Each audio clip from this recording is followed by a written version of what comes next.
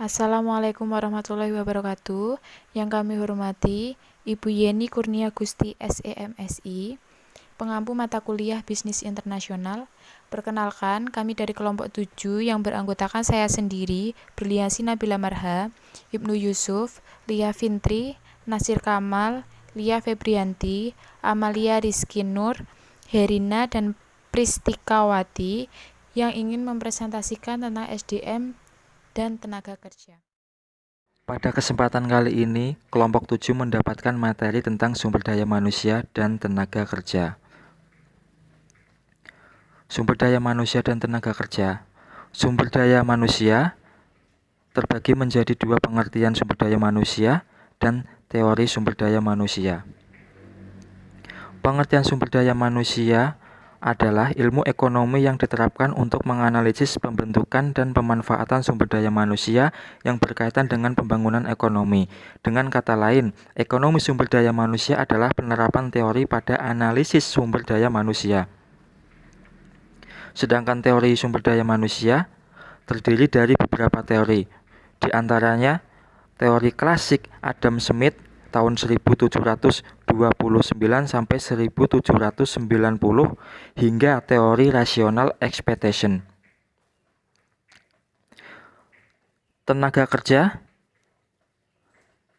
terbagi menjadi beberapa pengertian, di antaranya pengertian tenaga kerja, pengertian angkatan kerja, pengertian kesempatan kerja, serta hubungan jumlah penduduk, angkatan kerja, dan pengangguran. Mari kita buka satu persatu. Yang pertama, pengertian tenaga kerja. Menurut M.T. Riyongga dan Yoga Firdaus, tenaga kerja adalah penduduk dalam usia kerja yang siap melakukan pekerjaan, antara lain mereka yang sudah bekerja, mereka yang sedang mencari pekerjaan, mereka yang bersekolah, dan mereka yang mengurus rumah tangga.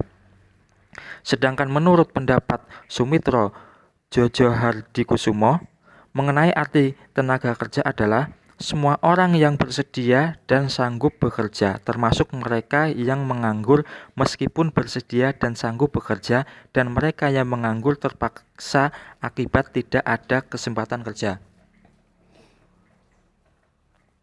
Pengertian angkatan kerja. Angkatan kerja adalah mereka yang mempunyai pekerjaan, baik sedang bekerja maupun yang sementara tidak sedang bekerja karena suatu sebab.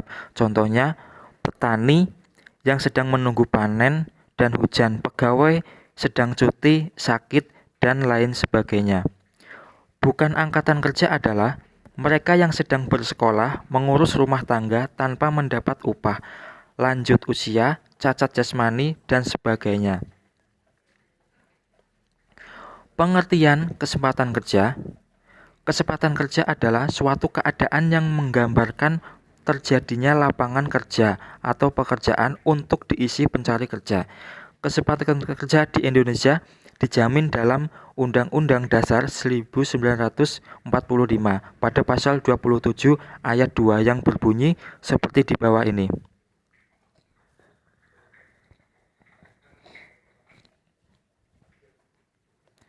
Dan berikutnya, hubungan jumlah penduduk, angkatan kerja, dan pengangguran. Jumlah penduduk adalah banyaknya orang yang mendiami suatu wilayah negara. Dari sisi tenaga kerja, penduduk suatu negara dapat dibagi dalam dua kelompok, yakni kelompok penduduk usia kerja dan kelompok bukan usia kerja. Penduduk usia kerja adalah mereka yang berusia 10 hingga 65 tahun. Namun saat ini usia kerja tersebut telah diubah menjadi yang berumur 15 hingga 65 tahun. Angkatan kerja adalah semua orang yang siap kerja di suatu negara. Kelompok tersebut biasanya disebut sebagai kelompok usia produktif. Pengangguran adalah angkatan kerja atau kelompok usia produktif yang tidak bekerja.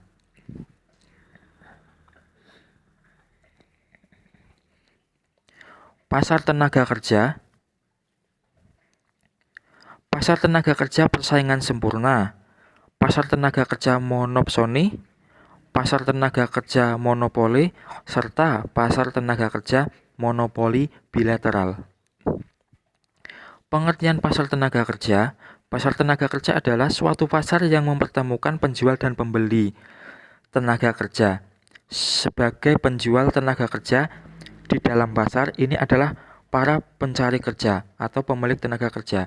Sedangkan sebagai pembelinya adalah orang-orang atau lembaga yang memerlukan tenaga kerja. Para pelaku di pasar tenaga kerja terdiri dari diantaranya pencari kerja, pemberi kerja, serta perantara. Pasar tenaga kerja persaingan sempurna. Pasar persaingan sempurna dalam pasar tenaga kerja adalah pasar yang terdapat banyak perusahaan yang memerlukan tenaga kerja. Sifat permintaan dan penawaran tenaga kerja tidak berbeda dengan sifat permintaan dan penawaran di pasar barang. Kurva permintaan tenaga kerja sama seperti juga kurva permintaan suatu barang yang bersifat menurun dari kiri atas ke kanan ke bawah. Pasar tenaga kerja monopsoni. Monopsoni berarti hanya terdapat satu pembeli di pasar, sedangkan penjual berjumlah banyak. Berarti di pasar hanya terdapat satu firma yang akan menggunakan tenaga kerja yang ditawarkan. Ini terwujud jika di suatu tempat atau daerah tertentu terdapat suatu firma yang sangat besar, dan ia merupakan satu-satunya perusahaan modern di tempat tersebut.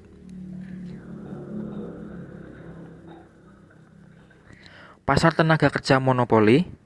Pasar ini bertujuan agar mereka dapat memperoleh upah dan fasilitas, bukan keuangan yang lebih baik. Tenaga kerja dapat menyatukan diri di dalam serikat buruh atau persatuan pekerja. Serikat buruh adalah organisasi yang didirikan dengan tujuan agar para pekerja dapat sebagai suatu kesatuan, pembicaraan atau menuntut syarat-syarat kerja tertentu dengan para pengusaha. Pasar tenaga kerja monopoli bilateral. Di pasar monopoli, upah adalah lebih tinggi dari pasar persaingan sempurna, di mana tenaga kerja bersatu dalam satu serikat buruh, dan di dalam pasar hanya terdapat satu perusahaan saja yang menggunakan tenaga kerja. Tingkat upah yang terjadi bisa lebih tinggi atau rendah dari pasar persaingan sempurna, tergantung mana yang lebih kuat, tenaga kerja atau perusahaan. Faktor-faktor yang menimbulkan perbedaan upah diantaranya perbedaan corak permintaan dan penawaran dalam berbagai jenis pekerjaan, dan lain sebagainya. Fungsi dan manfaat pasar tenaga kerja diantaranya fungsi pasar tenaga kerja yaitu sebagai sarana penyaluran tenaga kerja, dan lain sebagainya. Manfaat adanya pasar tenaga kerja yaitu diantaranya dapat membantu para pencari kerja dalam memperoleh pekerjaan sehingga dapat mengurangi pengangguran, dan selanjutnya